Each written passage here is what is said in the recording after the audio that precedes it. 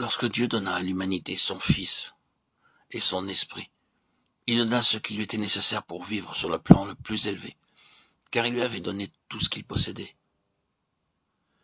Dieu a pourvu à tout, mais c'est à vous de savoir si vous voulez être rempli de l'Esprit ou non. La volonté de l'homme est une ligne frontière que Dieu s'est réservé de ne pas franchir. Dieu a préparé un festin pour vous, mais il ne vous oblige pas à le manger. Il a ouvert la porte qui vous conduit à une vie plus abondante, mais il ne vous oblige pas à la franchir. Il a déposé à sa banque une fortune qui vous rend millionnaire. Il ne peut pas tirer de chèque à votre place. Dieu a fait sa part. Vous devez faire la vôtre désormais. Il dépend uniquement de vous de posséder ou non la puissance de l'esprit. Dieu n'est entravé que par le peu de place que vous lui accordez. Nous considérerons un instant la part que vous avez à remplir pour devenir spirituel. La vie spirituelle dépend du principe qui la contrôle. Le Saint-Esprit conduit le chrétien à se libérer de la suprématie du moi et à accepter la souveraineté de Christ. Ne savez-vous pas qu'en vous livrant à quelqu'un comme esclave pour lui obéir, vous êtes esclave de celui à qui vous obéissez, soit du péché qui conduit à la mort, soit de l'obéissance qui conduit à la justice. Romains 6,16. Livrer sa vie sans condition à Christ est le premier pas dans la marche selon l'Esprit. Il y a une raison fondamentale à la vie livrée. Lorsqu'on l'a découverte, elle nous apparaît comme convaincante et impérieuse. Espérons que cela pourra être utile à quelqu'un de vous. Permettez-moi de vous dire comment je l'ai découverte moi-même. J'étais très jeune lorsque j'ai pris Christ comme mon sauveur. Je ressentis une joie profonde, réelle, parce que mes péchés étaient pardonnés. Dès lors, je souhaitais que les membres de ma famille se convertissent. Aussi, je priais beaucoup, mais sans résultat. J'en fus très troublé. Quoique je fusse né de nouveau, je commettais les mêmes péchés qu'autrefois. Ce qui m'attristait le plus, c'était mon caractère violent. Je n'oserais pas dire ce que je faisais ou disais lorsque j'étais en colère. Ces accès de violence étaient suivis souvent d'une crise, de larmes et presque de désespoir. Car comme la plupart des gens violents, j'avais un cœur sensible. Je prenais la résolution de me conquérir, mais en vain. S'il y avait une chose que je haïssais, c'était l'hypocrisie. Je la découvrais très facilement dans la vie des chrétiens, et je les critiquais ouvertement. Mais un jour, la lumière de Dieu inonda mon âme, et me dévoila mon hypocrisie à moi. Je me méprisais moi-même en constatant de quelle façon misérable je représentais Christ autour de moi, car mon amour pour lui était sincère. Complètement découragé, je me retirai un jour dans ma chambre et je résolus d'y rester, jusqu'à ce que Dieu m'ait répondu. Je dis au Seigneur qu'il devait montrer ce qu'était la vie chrétienne et comment la vivre, ou bien je demanderai à mon pasteur de rayer mon nom du registre de l'Église. Je ne voulais pas profaner plus longtemps le nom de chrétienne. Dieu vit que j'étais sincère. Il va toujours au-devant des âmes droites. Par le moyen de 2 versets de sa parole, il répondit à mes questions et libéra mon âme. Puis ces 2 versets apportaient à une âme ce qu'ils m'apportèrent ce jour-là. Ne savez-vous pas que votre corps est le temple du Saint-Esprit qui est en vous, que vous avez reçu de Dieu et que vous ne vous appartenez point à vous-même, car vous avez été racheté à grand prix. Glorifiez donc Dieu dans votre corps et dans votre esprit, qui appartiennent à Dieu. 1 Corinthiens 6, 20. Par 3 affirmations contenues dans ces versets, Dieu me révéla la raison d'une vie livrée. Premièrement, ne savez-vous pas que votre corps est le temple du Saint-Esprit qui habite en vous? Non, je ne savais pas qu'il y eût encore aucun rapport entre mon être physique et mon être spirituel. Mais je ne savais pas que le Saint-Esprit habita dans mon corps. Dieu réclamait ce qui lui appartenait. Ce fut pour moi une révélation saisissante d'apprendre que le Saint-Esprit avait déjà fait sa demeure dans mon corps. Quelle triste demeure je lui avais offert. Supposez qu'aujourd'hui vous appreniez qu'un des plus grands seigneurs de la terre doit venir dans votre ville et loger chez vous. Quel nettoyage, quel préparatif serait fait pour que tout soit digne d'un tel hôte. Mais hélas, nous demandons au roi des rois, au Seigneur des seigneurs, de venir habiter, non pas un jour, mais toute une vie dans une maison indigne et souillée. Je lui dis, Seigneur, je t'ai donné mon âme, dois-je aussi te donner mon corps? J'ai perçu indistinctement ce jour-là, mais de plus en plus clairement, depuis pourquoi Dieu réclame nos corps. Il a besoin de corps humains pour se révéler au monde. La parole a été faite chair et a habité parmi nous. Les hommes ont vu le Père dans le Fils. Christ est maintenant au ciel, mais combien sa présence est nécessaire sur la terre? Ceux qui habitent votre ville, votre maison, qui vont à l'école ou au bureau avec vous, n'ont-ils pas besoin de le voir? Par quel moyen se révélera-t-il aux hommes d'aujourd'hui? Il a deux moyens à sa disposition. Tout d'abord, par sa parole. Combien de millions d'hommes ne possèdent pas de Bible et combien de millions ne sauraient pas lire s'ils la possédaient? Ils ne sauraient la lire. Mais de plus, Christ se révèle aux hommes par nous, chrétiens, qui constituons son corps sur la terre. Le grand besoin actuel n'est pas seulement de prêcher et d'enseigner l'évangile, mais c'est de voir Jésus marcher dans nos rues, vivant dans nos foyers. Comment le fera-t-il? Par vous. Ce jour-là, le Seigneur Jésus me montra qu'il avait besoin de mon corps pour se révéler au monde. Bien que cet appel fût extraordinairement convaincant, j'y résistais. Ma vie ne m'appartenait-elle pas? N'était-ce pas me demander trop que de m'obliger à en confier la direction à quelqu'un d'autre? Était-ce sage? Était-ce raisonnable? Était-ce nécessaire? Mon moi me présentait une foule d'arguments plausibles pour ne pas être dépossédé. Mon Sauveur avait prévu cela et réfuta ces arguments par cette deuxième affirmation. Quoi? Ne savez-vous pas que vous ne vous appartenez point à vous-même? Ce fut comme une épée à deux tranchants qui me transperça. Ces paroles me révélèrent mon hypocrisie, car tandis que je prétendais appartenir à Christ, mon moi avait encore en main les rênes de ma vie. Mais si je cédais, qu'allait me demander Christ? Qu'allait-il m'enlever? J'aurais été assez contente de lui confier tout ce que je ne pouvais ni transformer ni gouverner, et je regardais le reste pour moi, pour conquérir ma volonté. Il dut briser mon cœur, et cette troisième affirmation m'atteignit. Quoi? Ne savez-vous pas que vous avez été acheté à grand prix? Acheté? Comment? Je ne m'appartiens pas parce que j'ai été acheté. J'avais pensé qu'en cédant, j'allais accorder à Dieu le privilège de diriger ma vie. Dieu me révéla ce jour-là que j'appartenais déjà à Christ, parce qu'il m'avait déjà acheté. Christ avait des droits légitimes sur ma vie qu'il pouvait diriger et contrôler à son gré. Je dus admettre ce droit, mais je ne voulais pas encore céder. De quelle patience il usa envers moi. Il ouvrit mes yeux et tendrement me fit voir Christ crucifié, racheté à grand prix. Et quel prix? Le sang précieux de Christ, voilà le prix qui fut payé pour moi. La vie sainte, pure, sans tache, du Fils de Dieu, livrée en échange de ma vie coupable, égoïste. Ce jour-là, je vis les seigneurs mourant pour un pécheur. Vie pour vie. Jusque-là, j'avais dit, faut-il que je me donne à toi? Ce jour-là, je m'écriai, Seigneur, puis-je me donner à toi? Je livrais à Christ tout ce que j'étais, tout ce que je possédais, pour le temps et pour l'éternité. Ici est le témoignage de Ruth Paxson.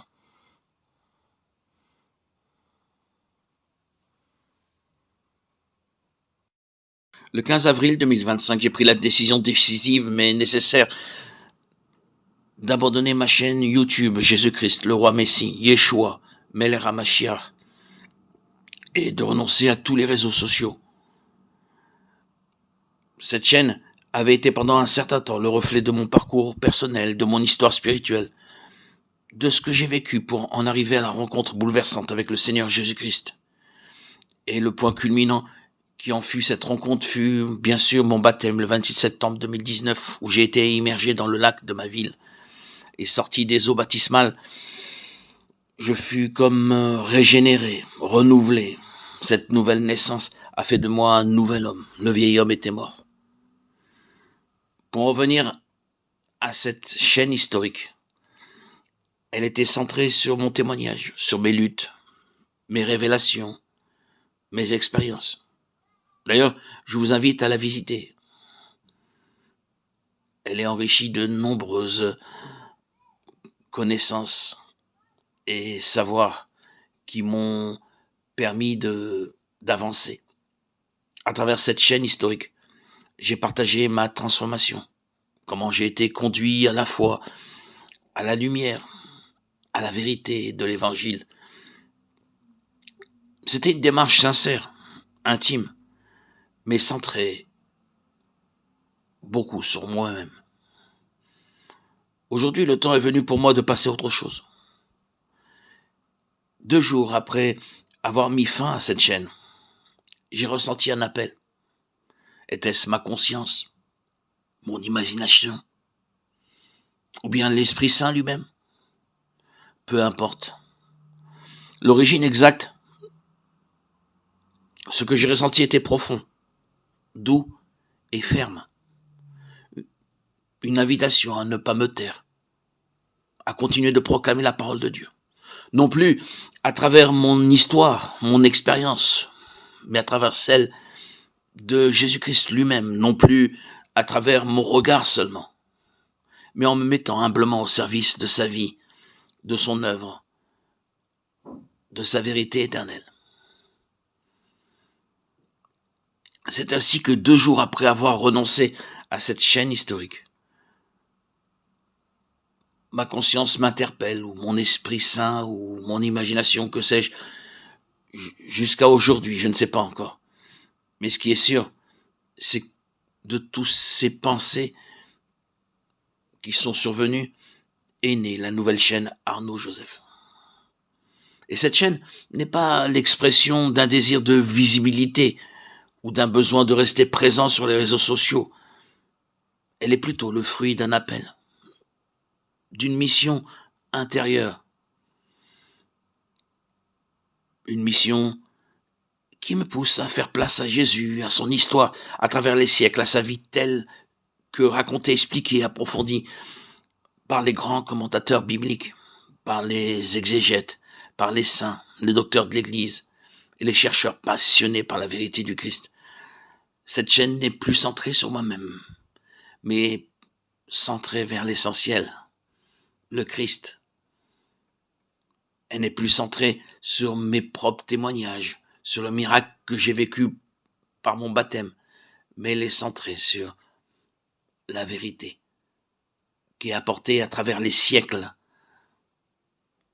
au travers de ce personnage historique, biblique, à la fois notre Seigneur et notre Sauveur pour tout croyant, qui a transformé le monde, transformé l'humanité entière.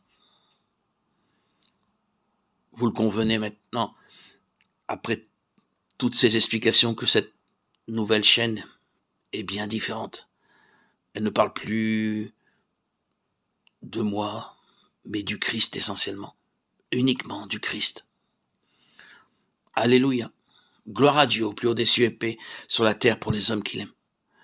Je prie pour qu'elle touche les cœurs, qu'elle élève les âmes, qu'elle rende hommage à celui qui est, qui était et qui vient.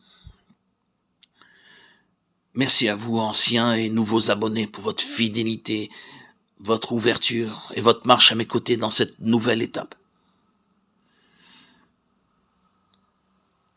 Pour ceux qui connaissent mon histoire, après mon baptême le 26 septembre 2019, j'ai vécu une étape marquante. J'ai rencontré une église qui m'a accueilli avec un amour profond, sincère, qui m'a comblé d'un bonheur émotionnel et sentimental que je n'avais pas jamais connu auparavant. Cet amour fraternel m'a transformé, édifié, vivifié, consolidé mon attachement au Christ. Cette église m'a apporté beaucoup de joie. Cela a duré 4 ans, de l'année 2020 à 2024, où plus tard le Seigneur m'a permis de rencontrer une autre église, différente, mais tout aussi précieuse, qui m'a ouvert à une richesse insoupçonnée, celle des grands auteurs et commentateurs bibliques. Leurs écrits m'ont inspiré et donné une nouvelle vision de ce que Christ attend véritablement de moi en tant qu'homme, disciple et témoin de sa royauté divine. Grâce à cette communauté, j'ai entrevu de nouveaux horizons, de nouvelles options spirituelles, une manière plus profonde de comprendre et de vivre la sainte doctrine de l'Évangile. Cette vision personnelle, façonnée par la grâce et l'étude, Je désire désormais la partager à travers cette nouvelle chaîne, Arnaud Joseph, qui porte mon nom d'ailleurs, afin qu'elle serve à glorifier le Christ et lui seul. Cette vision profonde et équilibrée de la doctrine du Christ, telle que je l'ai reçue par cette nouvelle Église, s'adresse à l'humanité entière. Et c'est cette vision que je souhaite désormais partager ici, dans cette chaîne Arnaud Joseph. Bienvenue sur cette nouvelle chaîne dédiée au Christ et uniquement au Christ. Aujourd'hui, je veux continuer à poursuivre le chemin qui a été tracé pour moi. Je veux, comme tout témoin de Christ, simplement glorifier le Christ, le louer et témoigner, comme tout témoin de Christ se doit de le faire. Abonne-toi pour découvrir sa vérité. Gloire à Dieu au plus haut des cieux et paix sur la terre aux hommes qu'il aime. À toi, Seigneur, tout honneur et toute gloire pour les siècles des siècles. Alléluia. Amen.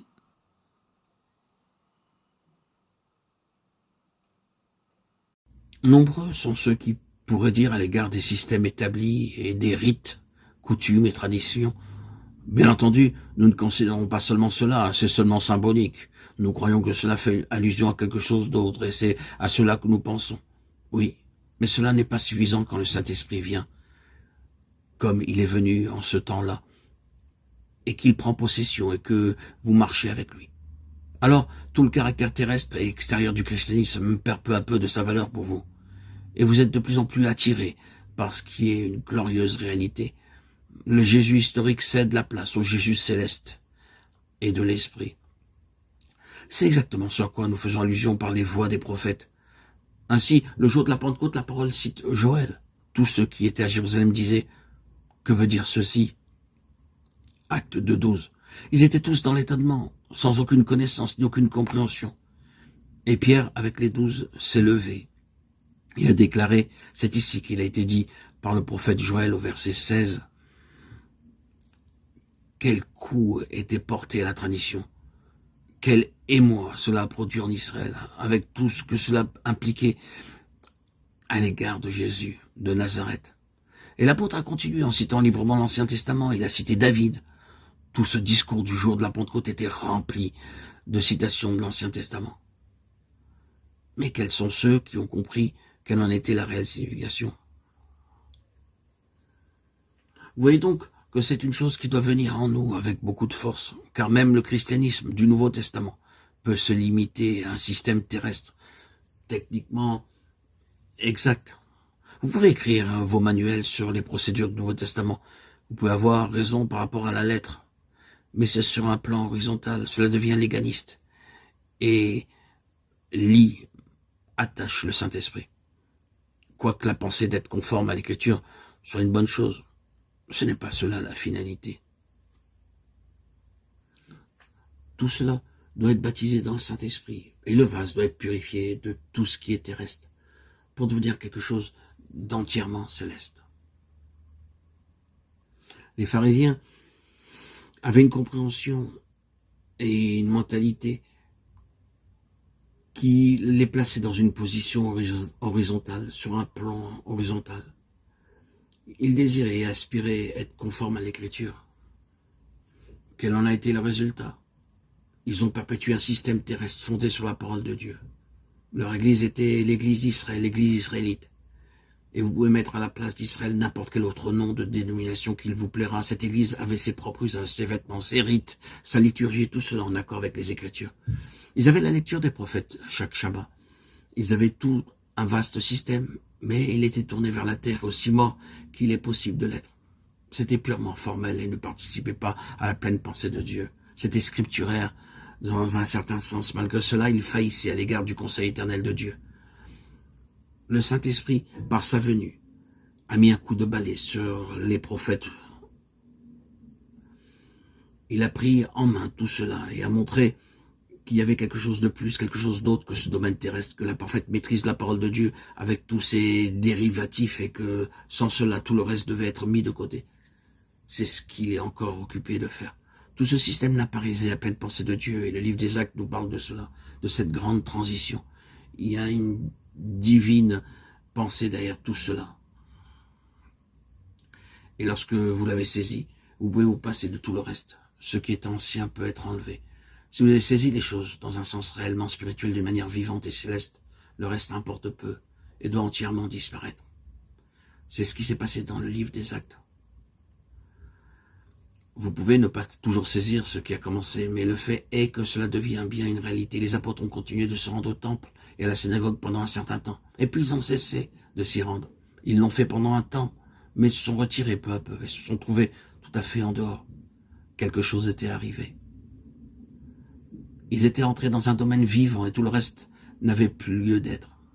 L'ancien avait conduit au nouveau. Il avait accompli son dessein. Ce qui était céleste avait trouvé sa signification.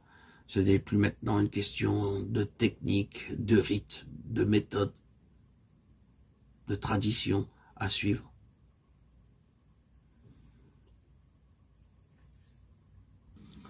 Le Saint-Esprit est venu dans les cœurs des disciples.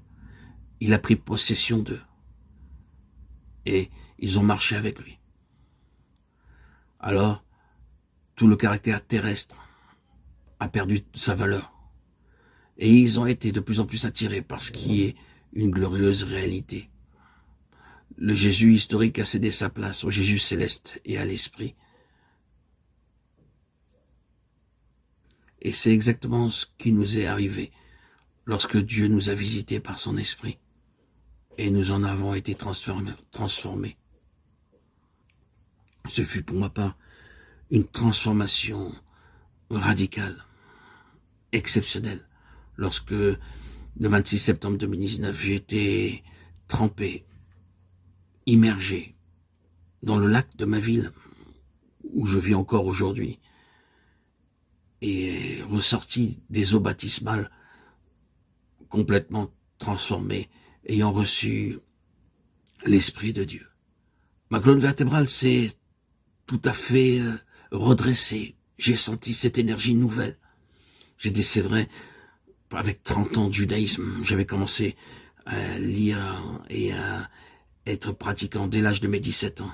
30 ans de judaïsme replié sur moi-même et assez épuisé. Régénéré d'un seul coup, d'une manière exceptionnelle, de manière foudroyante, par l'immersion, en ressentant même les couleurs du monde, les couleurs qui m'entouraient avaient changé, elles étaient plus vives, plus claires, plus fortes, plus belles, tout était différent. L'Esprit Saint était venu, et aujourd'hui encore, que ce soit hier, aujourd'hui, ce matin, à mon réveil, il est là, et je suis frais, dispo, aussi jeune que n'importe quel jeune, aussi frais qu'un jeune de 15-16 ans. C'est extraordinaire, cette régénération, cette fraîcheur qui m'anime continuellement, cette joie de vivre que je ne connaissais pas, que j'avais oublié, toujours présente par cet esprit de Dieu qui me rafraîchit, qui m'enivre et qui fait toute ma joie. D'ailleurs, je raconte toute mon histoire dans mon ancienne chaîne historique. Jésus-Christ, le roi Messie, Yeshua Melech HaMashiach, que j'avais ouverte le 21 juillet 2021, où j'ai publié plus de 106 000 publications et où j'ai exprimé toute ma joie. C'est vrai, je parlais un peu trop de moi, mais c'était si magnifique ce que je vivais dans mon cœur et dans mon âme que mes yeux étaient beaucoup centrés sur moi-même. Aujourd'hui, avec ma nouvelle chaîne, je fais attention à regarder vers une seule personne, Jésus-Christ, mon Seigneur et mon Roi. Je suis aussi, par la force de l'Esprit Saint, il est vrai, devenu décentré de moi-même. Mes regards sont plus portés vers Dieu, c'est magnifique. Et ce monde a moins d'attrait pour moi, beaucoup moins. Ce fut une véritable ascension, une véritable transformation qui, depuis le 26 septembre 2019 et qui encore aujourd'hui me renouvelle, me régénère et me permet d'aller toujours de l'avant. Quelle merveille d'être chrétien. Quelle merveille. Quelle joie. Quelle joie de vivre en communion avec le Saint-Esprit. Quelle joie. Merci Seigneur Jésus, mon bien-aimé. Merci Akadosh Baruch Hu. Merci mon Dieu, Dieu Tout-Puissant, d'être venu dans ma vie.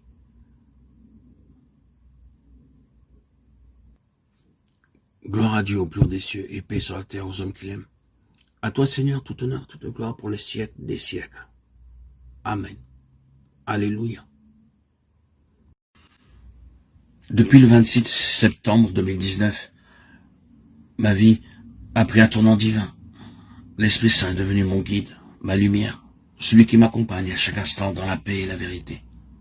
Il remplit mon être de sa présence et de sa force, me portant là où l'Éternel veut que j'aille.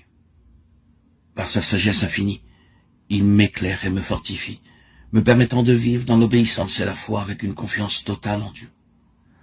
L'Esprit Saint agit pleinement en moi, parce qu'il est mon conducteur sur le chemin de la vie. Il me façonne, me transforme et m'enseigne les voies du Seigneur. Chaque jour, il grave en moi la vérité éternelle et me conduit avec amour et patience. Ce n'est plus ma volonté qui domine, mais celle de mon Père céleste, qui s'accomplit en moi. Je ne marche plus seul, car son esprit demeure en moi, vivant mon esprit, son sanctuaire invisible. Pendant 34 ans, j'ai vécu sous l'emprise d'une bipolarité qui pesait sur mon âme comme une ombre persistante. Mais lorsque le Christ est entré pleinement dans ma vie, par mon baptême dans le lac de ma ville, par immersion, cette souffrance s'est évaporée, comme de l'argile dissoute sous un soleil brûlant à son zénith, comme un sucre disparaissant dans un café chaud. Ce fardeau qui semblait insurmontable s'est dissipé, allégé par la puissance de Dieu. Aujourd'hui, je peux constater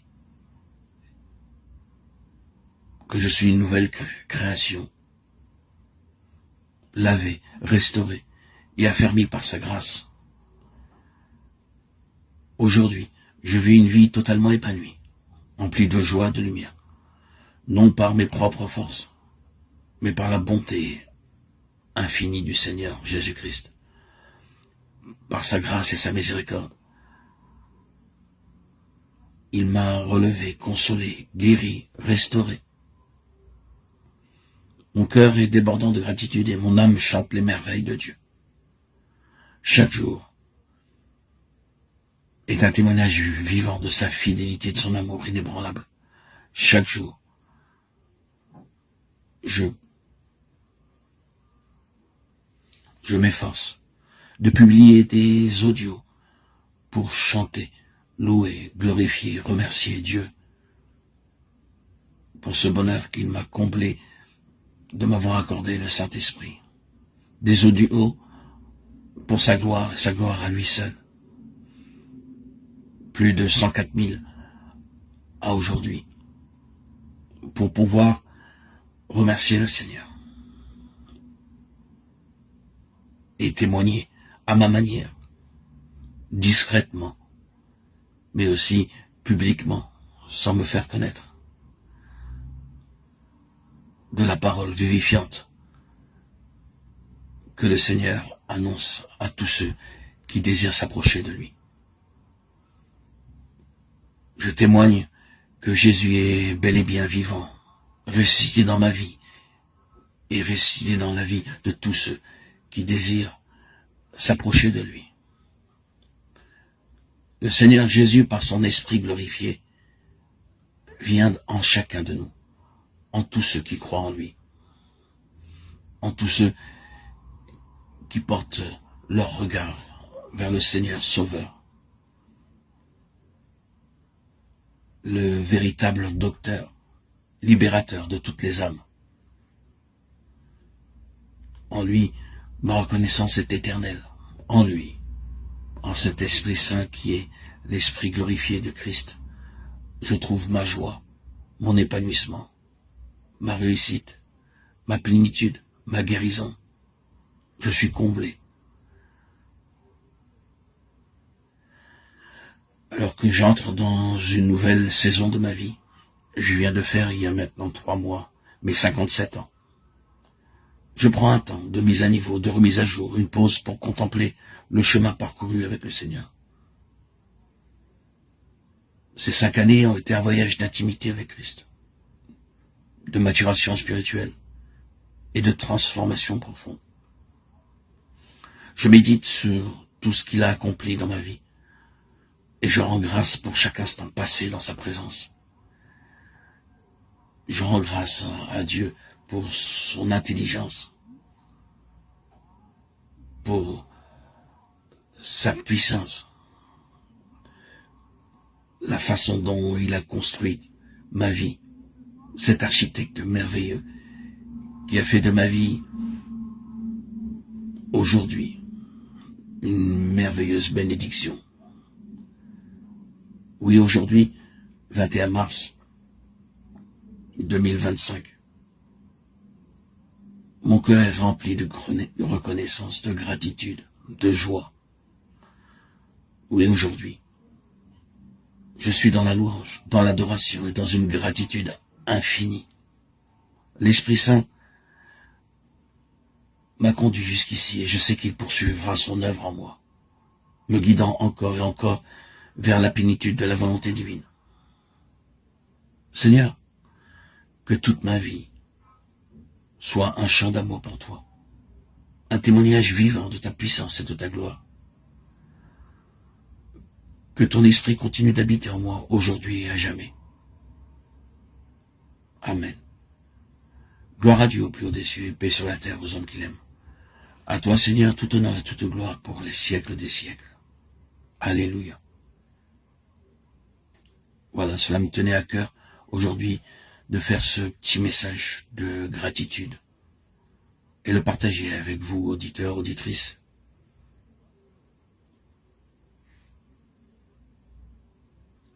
Jésus est pour moi une source de réconfort, de consolation. Et j'espère continuer à en témoigner tous les jours de ma vie que le Seigneur m'offre à vivre dans son esprit, par son esprit, en son esprit, par lui, avec lui et en lui. Alléluia. Je pense que dans les prochains audios, je continuerai à témoigner, car c'est un fait. Ma vie a été totalement transformée par la présence bienveillante de l'Esprit Saint. Il continue à être ma lumière, mon guide, ma force et mon refuge chaque jour. Il m'accompagne dans la paix et la vérité, inondant mon cœur d'une sérénité profonde. Grâce à lui, je marche avec confiance et assurance, pleinement conscient que je suis conduit par la volonté parfaite de l'Éternel. Il m'a relevé, fortifié et établi sur le chemin de la foi. Pendant ces 34 longues années où j'ai lutté contre cette maladie invisible, maniaco-dépressif, bipolaire, qui a pesé sur mon intelligence, mon intégrité, ma dignité humaine.